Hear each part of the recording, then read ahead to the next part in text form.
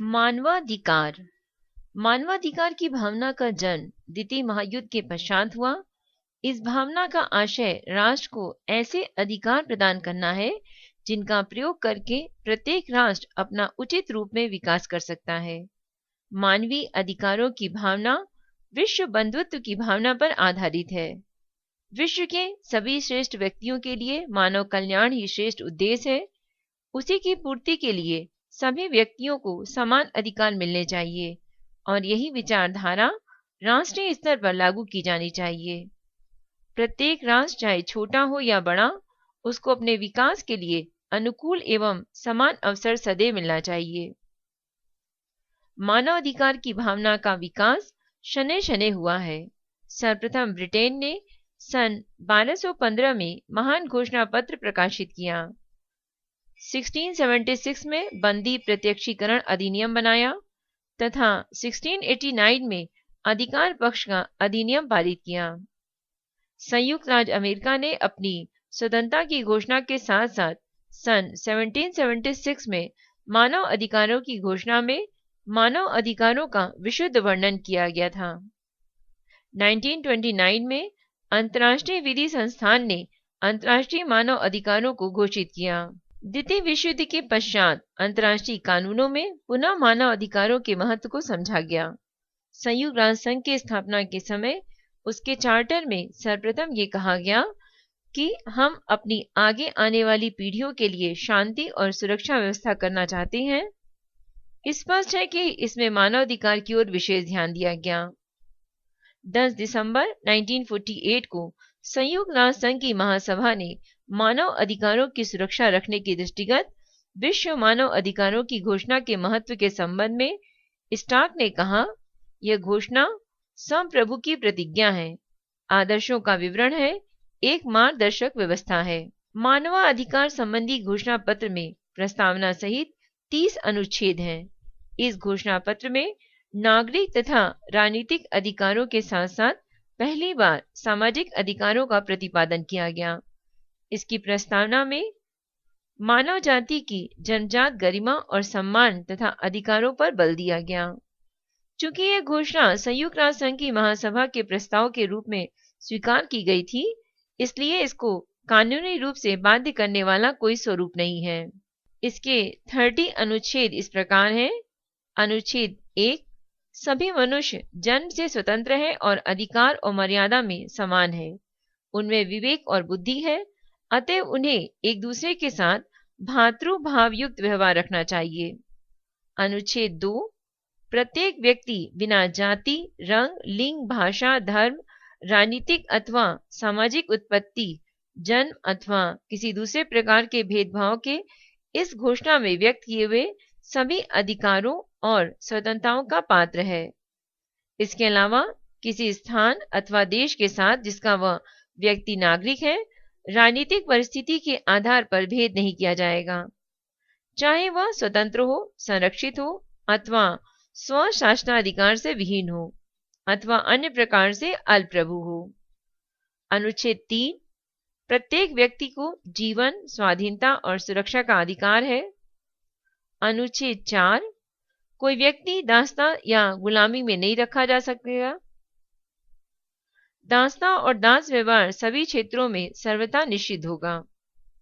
अनुच्छेद 5, किसी व्यक्ति को क्रूर या अमानुषिक दंड नहीं दिया जाएगा और न उसके साथ अपमानजनक बर्ताव किया जाएगा। अनुच्छेद 6, प्रत्येक व्यक्ति को अधिकार होगा कि वह सर्वत्र कानून के अधीन व्यक्ति माना जाए। अनुच्छेद 7, कानून के सामने सभी समान हैं और किसी भेदभाव के बिना कानून की सुरक्षा के अधिकारी हैं। यदि इस घोषणा के विरुद्ध वैध नीति मूलक आचरण किया जाए या किसी को ऐसे आचरण की प्रेरणा दी जाए तो उस अवस्था में सब समान रूप से रक्षा के अधिकारी हैं। अनुच्छेद 8, प्रत्येक व्यक्ति को संविधान या कानून द्वारा प्राप्त मौलिक अधिकारों को भंग करने वाले कार्यों के विपरीत राष्ट्रीय न्यायालयों के समक्ष संरक्षण पाने का अधिकार होगा। अनुच्छेद 9, किसी व्यक्ति की अविवाहित गिरफ्तारी, कैद अथवा निष्कासन न हो सकेगा। अनुच्छेद 10 प्रत्येक व्यक्ति को स्वतंत्र और निष्पक्ष न्यायालय द्वारा अपने अधिकारों तथा अपने विरुद्ध आरोपित किसी अपराध के निर्णय के लिए उचित और खुलेआम तरीके से सुने जाने का पूर्णतः समान अधिकार है। अनुच्छेद 11 का 1 प्रत्येक व्यक्ति जिस पर दंडनीय अपराध का आरोप है तब तक निर्दोष समझा जाएगा जब तक उसे खुलेआम मुकदमे द्वारा जिसमें उसे अपने को निर्दोष प्रमाणित करने के लिए उचित सुविधा प्राप्त रही हो अपराधी सिद्ध नहीं किया जाता। सेकंड, जो अपराध करने के समय किसी राष्ट्रीय अथवा अंतर्राष्ट्रीय कानून के अनुसार दंडनीय नहीं था, उस अपराध के लिए अपराध के बाद बने हुए कानून द्वारा किसी व्यक्ति को दंडित नहीं किया जा सकता। जो सजा अपराध करने के समय कानून के अनुसार वैध थी उससे अधिक सजा बाद के बने हुए कानून के मंतव्य के अनुसार नहीं दी जा सकेगी। अनुच्छेद 12 किसी की भी कौटुंबिक, गार्हस्थ्यिक और पत्र व्यवहार की गोपनीयता में मनमाना दखल नहीं दिया जाएगा और न उसके सम्मान और ख्याति पर आघात पहुंचाया जाएगा। अनुच्छेद 13 का फर्स्ट प्रत्येक व्यक्ति को अपने राज्य की सीमा के भीतर आवागमन और निवास की स्वतंत्रता का अधिकार होगा। सेकंड, प्रत्येक व्यक्ति को किसी भी देश को जिसमें उसका भी देश सम्मिलित है छोड़ने का अधिकार है और अपने देश में लौट जाने का अधिकार है। अनुच्छेद 14 का फर्स्ट प्रत्येक व्यक्ति को प्रताड़ना से बचाने के लिए किसी भी देश में आश्रय लेने और सुख से रहने का अधिकार है। सेकंड, अराजनीतिक अपराध अथवा संयुक्त राष्ट्र के उद्देश्य एवं सिद्धांत के विरुद्ध होने वाले कार्यों के फलस्वरूप मूलतः दंडित व्यक्ति अपराध से वंचित रहेंगे। अनुच्छेद 15 का फर्स्ट प्रत्येक व्यक्ति को राष्ट्रीयता का अधिकार होगा। सेकंड, कोई व्यक्ति अपनी राष्ट्रीयता से मनमाने ढंग से वंचित नहीं किया जा सकेगा और न उसको राष्ट्रीयता परिवर्तन करने के मान्य अधिकार से वंचित किया जाएगा। अनुच्छेद 16 का फर्स्ट वयस्क अवस्था वाले पुरुष और स्त्री को जाति, राष्ट्रीयता अथवा धर्म की सीमा के बिना विवाह करने और परिवार स्थापित करने का अधिकार प्राप्त है। उन्हें विवाह करने का वैवाहिक जीवन में और वैवाहिक संबंध विच्छेद के समान अधिकार प्राप्त है। सेकंड, विवाह के इच्छुक दंपति की पूर्ण स्वतंत्रता और स्वीकृति पर विवाह संपन्न होगा। थर्ड, परिवार समाज की नैसर्गिक एवं मौलिक सामूहिक इकाई है और उसे समाज और राज्य द्वारा संरक्षण प्राप्त करने का अधिकार है। अनुच्छेद 17 का फर्स्ट प्रत्येक व्यक्ति को स्वयं अथवा दूसरों के साथ संपत्ति रखने का अधिकार है। सेकंड, कोई भी अपनी संपत्ति से मनमाने तौर पर वंचित नहीं किया जा सकता। अनुच्छेद 18 प्रत्येक व्यक्ति को विचार, अनुभूति तथा धर्म स्वतंत्रता का अधिकार प्राप्त है। इस अधिकार के अंतर्गत अपने धर्म या मत को परिवर्तन करने की स्वतंत्रता और अपने धर्म और मत का उपदेश, प्रयोग, पूजा और परिपालन सर्वसाधारण के सामने अथवा एकांत में करने की स्वतंत्रता सम्मिलित है। अनुच्छेद 19 प्रत्येक व्यक्ति को मत और विचार व्यक्त करने की स्वतंत्रता प्राप्त है। इसके अंतर्गत स्वेच्छा से मत स्थिर करने और किसी भी भौगोलिक सीमा और माध्यम से विचार और सूचना मांगने, प्राप्त करने और देने की स्वतंत्रता सम्मिलित है। अनुच्छेद 20 का फर्स्ट प्रत्येक व्यक्ति को शांतिपूर्ण ढंग से एकत्रित होने और सभा करने की स्वतंत्रता है। सेकंड, किसी व्यक्ति को किसी संस्था में सम्मिलित होने के लिए विवश नहीं किया जाएगा। अनुच्छेद 21 का फर्स्ट प्रत्येक व्यक्ति को अपने देश के प्रशासन में स्वतंत्रता पूर्वक निर्वाचित प्रतिनिधियों द्वारा भाग लेने का अधिकार है। सेकंड, प्रत्येक व्यक्ति को अपने देश की सरकारी सेवा में पहुंचने की समान सुविधा का अधिकार है। थर्ड, लोकमत ही प्रशासन के शासनाधिकार का आधार होगा। यह लोकमत निश्चित अवधि के बाद और सही तौर पर किए गए चुनावों द्वारा प्रकट होगा। ये चुनाव सर्वसाधारण के समान मताधिकार से और गुप्त मतदान द्वारा अथवा इसी प्रकार की किसी स्वतंत्र मतदाता के प्रक्रिया के द्वारा संपन्न होंगे। अनुच्छेद 22 प्रत्येक व्यक्ति समाज का सदस्य होने के नाते सामाजिक सुरक्षा का अधिकार रखता है और राष्ट्रीय प्रयत्न और अंतर्राष्ट्रीय सहयोग के द्वारा एवं प्रत्येक राज्य के संगठन और साधन के अनुसार आर्थिक, सामाजिक और सांस्कृतिक अधिकारों को जो उसके गौरव और व्यक्तित्व के स्वतंत्र विकास के लिए आवश्यक है, प्राप्त करने का अधिकार रखता है। अनुच्छेद 23 फर्स्ट, प्रत्येक व्यक्ति को काम करने, जीविका के लिए पेशा चुनने, काम की उचित एवं अनुकूल परिस्थितियां प्राप्त करने और बेकारी से सुरक्षित रहने का अधिकार है। सेकंड, प्रत्येक व्यक्ति को बिना भेदभाव के समान काम के लिए समान वेतन पाने का अधिकार है। थर्ड, प्रत्येक व्यक्ति को अपने कार्य के लिए उचित और अनुकूल पारिश्रमिक पाने का अधिकार है, ताकि अपनी ओर अपने परिवार की मानवीय प्रतिष्ठा के अनुकूल सत्ता कायम रखना सुनिश्चित हो सके और साथ ही यदि आवश्यक हो तो सामाजिक संरक्षण के अन्य साधन भी प्राप्त हो सकें।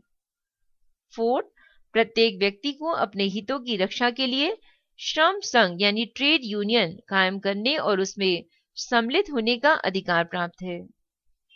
अनुच्छेद 24, प्रत्येक व्यक्ति को विश्राम और अवकाश का अधिकार है, साथ ही साथ काम के घंटों का समुचित निर्धारण और अवधि के अनुसार सवेतन छुट्टियों का अधिकार है।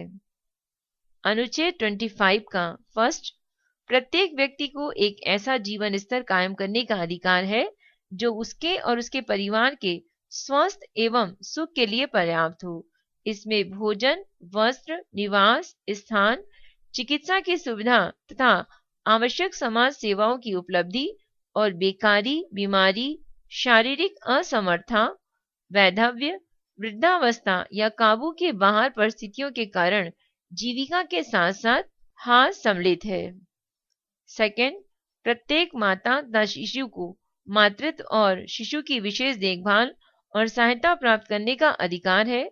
सभी बच्चे, चाहे वे विवाहित दंपति की संतान हो अथवा जायज हो, समान रूप से सामाजिक संरक्षण का उपभोग करेंगे।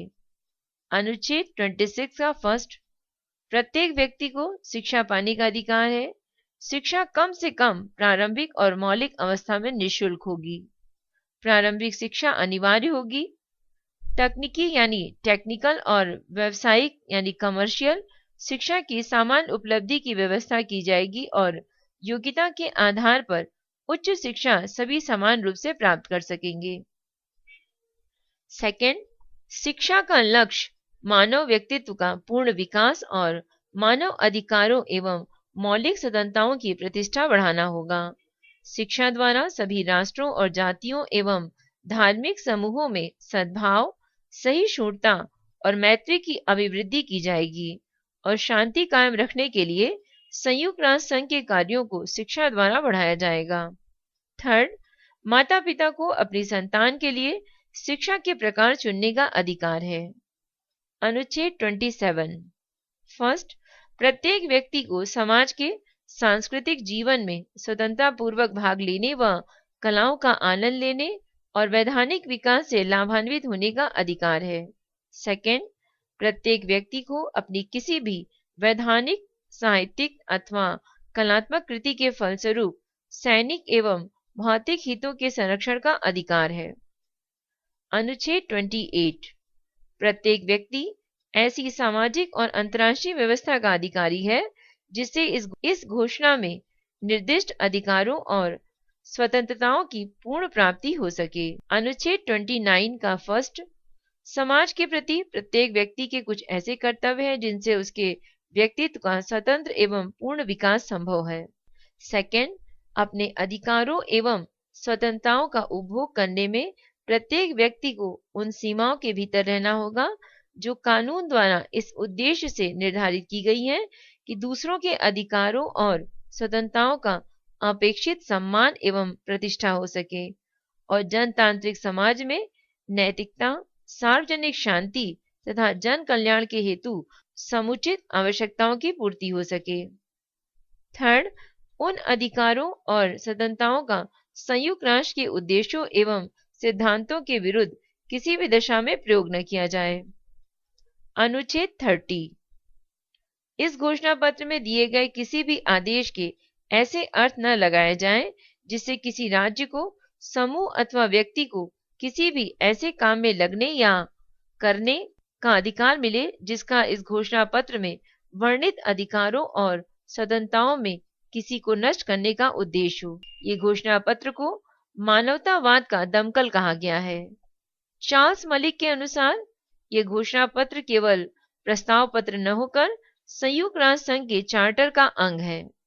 श्रीमती रूजवेल्ट ने इस घोषणा पत्र को समस्त मानव समाज के मैग्ना कार्टा का नाम दिया। पामर एवं पंकिस के शब्दों में ये घोषणा केवल आदर्शों का प्रतिपादन है, कानूनी रूप से बाध्य करने वाला कोई समझौता नहीं है, परंतु यह एक महत्वपूर्ण अंतर्राष्ट्रीय दस्तावेज है। मानव अधिकार और भारतीय दृष्टिकोण। भारत मानवीय अधिकारों की सुरक्षा के प्रति प्रतिबद्ध राष्ट्र है। भारत संयुक्त राष्ट्र निकायों जैसे महासभा, ECOSOC तथा मानवाधिकार आयोग, सामाजिक और मानवीय मसलों के विचार विमर्श में बराबर सक्रिय भूमिका निभाता रहा है। भारत की नीति मानवाधिकार तथा सामाजिक न्याय और लोकतंत्र के प्रति उसकी गहरी प्रतिबद्धता, कानून के शासन तथा मानवाधिकारों के संरक्षण तथा संवर्धन और मूलभूत उन्मुक्तियों जैसे मसलों पर उसकी सिद्धांतगत स्थिति पर आधारित रही है। संयुक्त राष्ट्र महासभा के 45वें अधिवेशन में भारत ने तीसरी समिति की कार्रवाइयों में महत्वपूर्ण भूमिका निभाई। भारत ने तीसरी समिति द्वारा और बाद में महासभा द्वारा अप्रवासी श्रमिकों और उनके परिवारों के अधिकारों से संबंध अभिसमय को पारित किया जाने का समर्थन किया। भारत ने 30 सितंबर 1990 को न्यूयॉर्क में संपन्न विश्व बाल शिखर सम्मेलन में भाग लिया। भारत संयुक्त राष्ट्र महासभा के 46वें सत्र के दौरान तृतीय समिति के विचार विमर्श में महत्वपूर्ण भूमिका निभाई और अगस्त 1991 में जिनेवा में आयोजित अल्पसंख्यकों के साथ भेदभाव की रोकथाम और उनकी रक्षा से संबंध संयुक्त राष्ट्र उप आयोग के 43वें सत्र में और 31 जनवरी से 11 मार्च 1994 तक जिनेवा में आयोजित मानवाधिकार आयोग के 50वें सत्र में भी सक्रिय रूप से हिस्सा लिया। मानव अधिकारों की सार्वजनिक घोषणा के 20 वर्षों बाद संयुक्त राष्ट्र ने वर्ष 1968 को अंतर्राष्ट्रीय मानवाधिकार वर्ष घोषित किया। इस वर्ष का सबसे महत्वपूर्ण आयोजन तेहरान में आयोजित मानवाधिकारों पर एक अंतर्राष्ट्रीय सम्मेलन था, जिससे एक कार्यक्रम और एक मुख्य घोषणा का अनुमोदन किया गया। तेहरान सम्मेलन के 25 वर्षों बाद वर्ष 1993 में वियना में एक विश्व सम्मेलन आयोजित किया गया, जिसमें अंतर्राष्ट्रीय समुदाय ने पूरी दुनिया में मानव अधिकारों को बढ़ावा देने और उन्हें संरक्षण प्रदान करने के लिए कई महत्वपूर्ण कदम उठाए। वियना घोषणा और कार्यवाही कार्यक्रम में अंतर्राष्ट्रीय समुदाय द्वारा मानव अधिकारों और बुनियादी स्वतंत्रताओं को सुनिश्चित करने के लिए भविष्य में किए जाने वाले साझा प्रयासों का उल्लेख किया गया। इस सम्मेलन की कार्यसूची को महासभा ने 1992 में तय किया था। इस कार्यसूची में उन बाधाओं को पहचानने का प्रयास किया गया था जो मानव अधिकारों के क्रियान्वयन में सामने आती हैं। इसके अतिरिक्त कार्यसूची में विकास, लोकतंत्र और सभी मानव अधिकारों के प्रति लोगों के समान अधिकारों के संबंध पर भी प्रकाश डाला गया था। मानव अधिकारों के संबंध में नई चुनौतियों और उनका सामना करने के लिए अंतर्राष्ट्रीय सहयोग को सुदृढ़ बनाना है। संयुक्त राष्ट्र की गतिविधियों को और अधिक प्रभावी बनाना एवं ऐसी व्यवस्थाओं का उल्लेख था जो इन गतिविधियों के लिए जरूरी वित्तीय एवं अन्य साधन मुहैया करा सके। वियना सम्मेलन के लिए की जाने वाली तैयारी की प्रक्रिया में विकासशील और औद्योगिक देशों के बीच कई मुद्दों पर मतभेद सामने आए। इन मुद्दों में मानव अधिकारों की सार्वजनिकता को किसी क्षेत्र विशेष के संदर्भ में रखने पर सबसे ज्यादा विवाद हुआ। इसी तरह सभी मानव अधिकारों के साथ विकास के अधिकार एवं नागरिक और राजनीतिक अधिकारों की आपस में अंतर्निर्भरता भी विवाद का एक कारण बनी। नागरिक और राजनीतिक अधिकारों, आतंकवाद का साया और मानवाधिकारों के क्रियान्वयन, निगरानी और निवारण संबंधी प्रक्रियाएं भी मनमुटाव का कारण बनी। इस संबंध में केवल अंतिम तैयारी सत्र में कुछ प्रगति हो सकी। इस सम्मेलन में सरकारों, संयुक्त राष्ट्र एजेंसियों और संगठनों, राष्ट्रीय संस्थाओं और 841 गैर सरकारी संगठनों ने भाग लिया, जो अपने आप में एक रिकॉर्ड संख्या भी है। वियना घोषणा और कार्यवाही कार्यक्रम के प्रति 171 देशों ने अपनी सहमति व्यक्त की और उनका दिसंबर 1993 में महासभा द्वारा अनुमोदित किया गया। महासभा के इस सम्मेलन की सिफारिश को पूरी तरह क्रियान्वित करने के लिए और अधिक कारगर कदम उठाने का आह्वान किया। इसकी मुख्य उपलब्धियां इस प्रकार थी। फर्स्ट, मानव अधिकारों के लिए एक उच्च आयोग के गठन की सिफारिश। सेकंड, मानव अधिकारों की सार्वजनिकता पर जोर। थर्ड, पहली बार सर्वसम्मति से यह माना जाता है कि विकास अधिकार एक अविभाज्य अधिकार है। फिफ्थ, आर्थिक, सामाजिक और संस्कृति अधिकारों को अविभाज्य मानते हुए उनका एकीकरण और नागरिक एवं राजनीतिक अधिकारों के साथ उनके संबंध को स्वीकार किया गया। फिफ्थ, लोकतंत्र को एक मानव अधिकार माना गया। इस तरह लोकतंत्र को मजबूत करने एवं उसे बढ़ावा देने के लिए लोकतांत्रिक एवं कानून के शासन संबंधी प्रक्रियाओं पर बल दिया गया। सेवेंथ, यह माना गया कि आतंकवाद की गतिविधियां मानव अधिकारों पर श्रेष्ठ हैं। सिक्स, यह माना गया कि आतंकवाद की गतिविधियां मानव अधिकारों पर श्रेष्ठ हैं और नस्लवाद और नस्ली भेदभाव के साथ असहिष्णुता और विदेशी देश को समाप्त करने संबंधी नीतियों और कार्यक्रमों पर बल दिया गया। वियना घोषणा और कार्यवाही कार्यक्रम में बड़े पैमाने पर होने वाले मानव अधिकारों, विशेषकर जनसंहार, जाति द्वेष और बलात्कार, आत्मनिर्णय आदि पर विशेष रूप से ध्यान दिया गया। आत्मनिर्णय के संबंध में इस सम्मेलन में पहली बार यह माना गया कि एक सरकार किसी क्षेत्र के सभी लोगों का बिना किसी भेदभाव के आधार पर प्रतिनिधित्व करती है।